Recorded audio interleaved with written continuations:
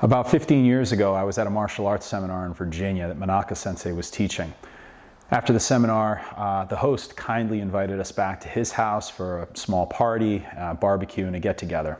During that time, Sensei was sitting at a couch and he flagged me over and asked me to sit down next to him, told me that he wanted to teach me something. He wanted me to understand a really important principle in our art and in Japanese martial arts. And this was the principle of Nin Tai and what it meant and what he wanted it to mean to me, and going forward, how he wanted me to teach it to the students of my dojo community. There's going to come a time in every student's career during their training, whether it be in martial arts or any discipline, that they're going to question their teacher, that they're going to question their teacher's knowledge and their depth, maybe question their skill, maybe even question the trust that they have with their teacher. It's perfectly natural. It's what happens. It's part of the path. It's part of the journey. But there's a very important step that's so often missed, and that is understanding Nin Tai.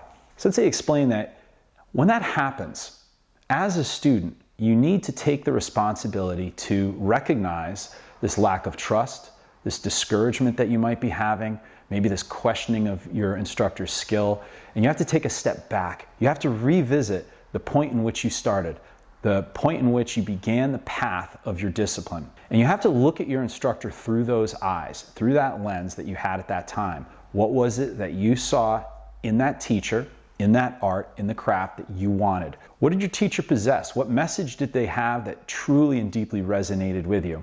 And it's at that point that you need to revisit where you are. So you take a step all the ways back, and then you really reflect, and then with that, you then return to where you are right now, and you apply that feeling.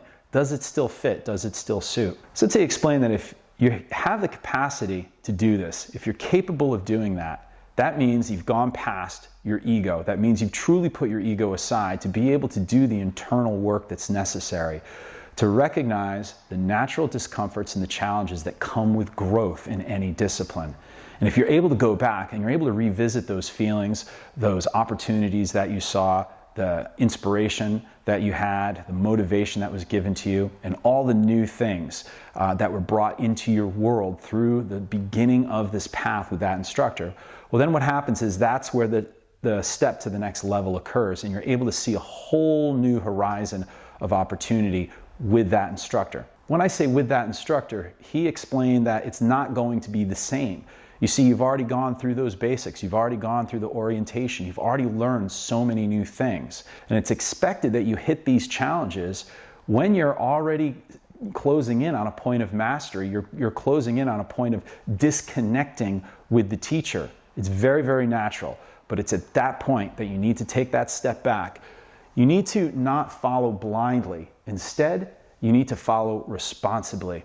You need to have commitment to the discipline, to the art, to the craft, and you need to also have trust in your instructor. Sensei explained to me that there's going to come a time when I no longer trust him, or I'm going to be discouraged and I want to walk away from the art. Maybe that I feel that this art has nothing else to offer me, or what is this guy teaching me? And there's all these different questions are going to come up. And he wanted me to know that he did recognize that, and that I should also recognize it as well in my students. But it's also my responsibility, as it was his responsibility, to explain this to the student, to explain to them that eventually, 5, 10, 20 years from now, this will happen. And this is how you overcome that discouragement, so long as you allow your ego to be out of the way of the discussion. And this is truly important. And this is the principle of Nin Tai that my sensei taught to me and that I want to share with you. Thank you so much for your time.